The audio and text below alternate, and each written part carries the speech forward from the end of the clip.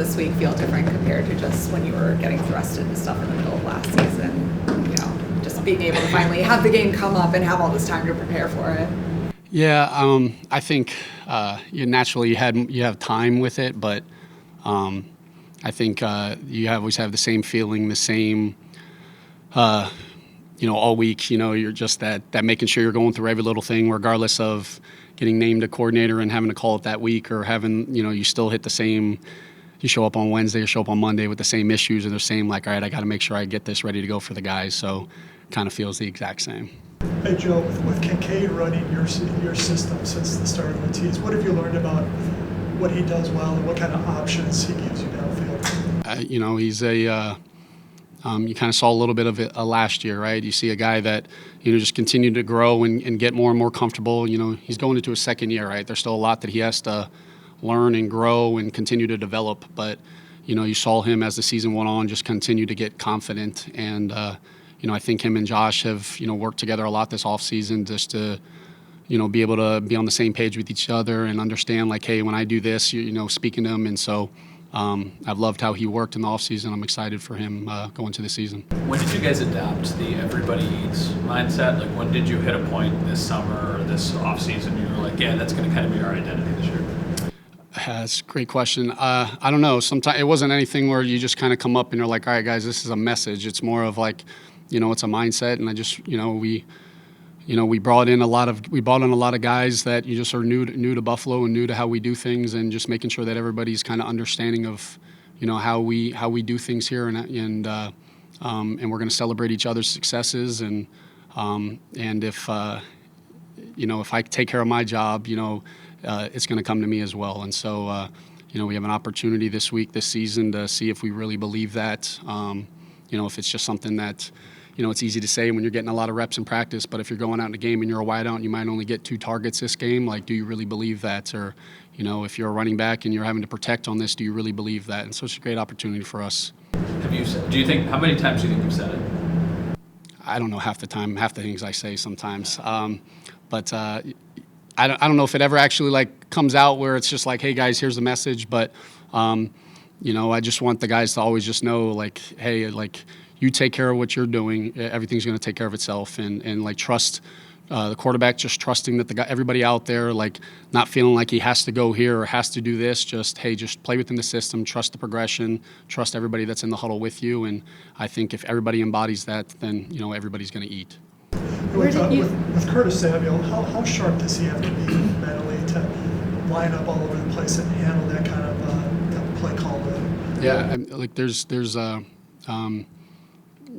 It's not easy playing the NFL, playing wide receiver, but just doing, with him, we're having to play inside and outside and having to move around and just there's a reason, I wanted to bring him here because I know how smart he is. Not only smart, but he's an intelligent football player. Like, he can take it from the classroom, be able to go out there and when things are changing, move around and be able to kind of play within that. And so, it's not easy for everybody to do, and that's part of what's so special about him is that he can handle whatever we kind of throw at him.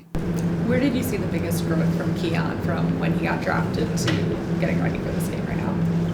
Well, I think he's still a rookie going into week 1, right? And so there's so much that just the speed of the game and everything that he's going to continue to develop and grow, and but I've loved his. Just the way that he's worked, the way that he's taken coaching, the way that he's, just kind of been glued to Josh's hip and not afraid to work and just be like, hey, how do you see this? How do you want this? There's so many elements to any rookie's game that you have to, we see all the flash plays in colleges, but, to be a successful wide receiver, the consistency, play. And so that's something that I've seen since OTAs to come into training camps, him being able to stack plays and be able to be consistent.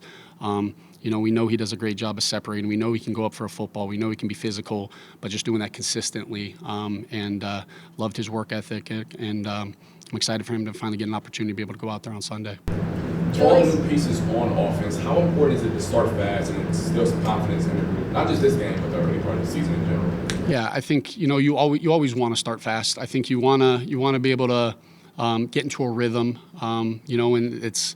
But I want our guys to understand that no matter how the first drive goes, right? We're got to be able to make adjustments. We got to be able to go. And so, I don't want them to focus on like, hey, I'm up at the plate and it's yours 2 strikes and like this first drive has to go well and we have to start out fast. Like there's a lot of football to go and trust that just like in practice, right? It's not always going to be perfect, but we're going to find a way. Our goal every week is just score 1 more point than them. And so obviously we'd like to start fast, but it's not the end all be all. Joe, as you begin to roll out your stamp on the offense and as these games start to become real, win or loss, how helpful has Josh Allen been just with your comfortability around him, being around him for a few years now? I mean, he makes my life a lot easier, right? Like, I've said this since day one, since I've been here. Like, I would do anything for that guy, and I think the guys in the locker room feel that way. And just being able to sit in the room with him for the last couple of years, and now being able, like, we just went on a walkthrough, and I just called a play, and he just wanted to know exactly where that was to know if he can get to a certain thing. And so just making sure that it's just that if he can be my voice out on the field, and when I call a play, he knows exactly why I'm doing what I'm doing.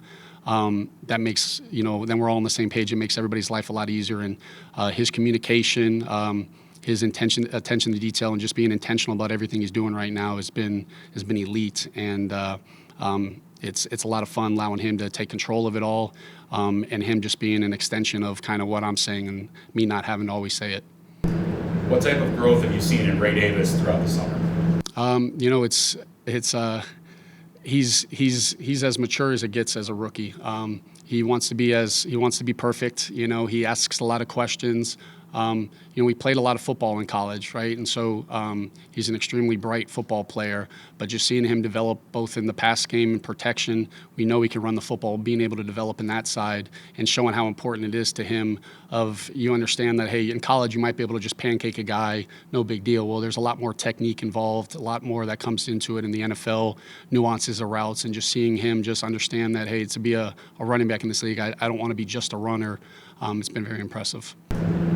What's your view of the Arizona defense as you guys get ready to prepare them? Obviously, no game film on them yet, but just as you get ready to face them, what stands out about them? Yeah, it's there's literally nothing easy that goes about going against them. It's I think and I know what statistics kind of show, but we're not the same offense and they're not the same defense as last year. And when you turn on the tape with them, I mean, Jonathan Gannon, Nick, they do an incredible job. Like those guys played hard and they present a lot of issues, and so it's and that's not even just coach talk. Like if you actually watch the tape, it's going to be a great opportunity for us. It's a challenge of the guys that we're going against, and I know our guys are excited about it, but we know that they improved from a defense perspective.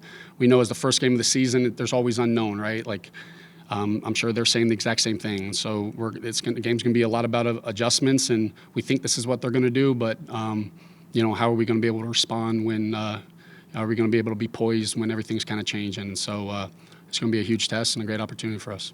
You get asked about Ray Davis a lot because he's new and everything like that, but what about Ty Johnson stands out to you and why he's such an important part to Yeah, Ty, I mean, I remember my first game calling it last year, just getting Ty going. It was important for me because obviously him being down, being injured, in training camp, was he was frustrated with it just to get him the reps, but what you're getting from him.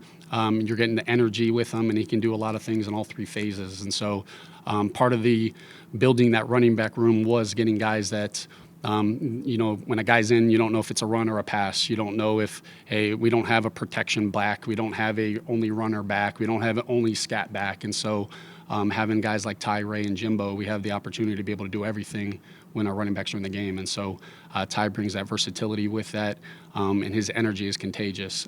So he's a lot of fun being around. Awesome. Thank you, guys.